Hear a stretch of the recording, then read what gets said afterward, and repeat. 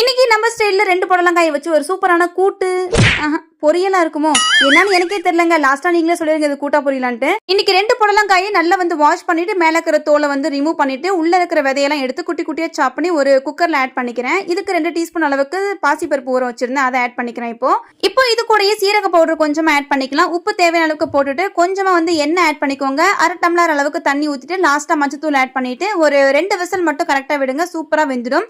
ஒரு 2 விசிலுக்கு அப்புறம் இது நல்லா வெந்ததுக்கு அப்புறமா இதை தாளிக்க போறோம். ஒரு பாத்திரத்தை அடுப்புல வச்சுட்டு நல்லா சூடானதுக்கு அப்புறம் எண்ணெய் ஊத்தி கடுகு கடலை பருப்பு நிறைய போட்டுக்கலாம். கடலை பருப்பு நல்லா பொரிஞ்சதுக்கு அப்புறமா நான் ஒரு பெரிய வெங்காயத்தை குட்டி குட்டியா சாப் பண்ணி வச்சிருக்கேன். அதையும் நல்லா கண்ணாடி பதம் வர வரைக்கும் நல்லா வதக்கிக்கலாம். கூடவே கொஞ்சமா கறி லீஃப், காரத்துக்காக 2 வரமிளகாய் நல்லா கிள்ளி போட்டுக்கிறேன்.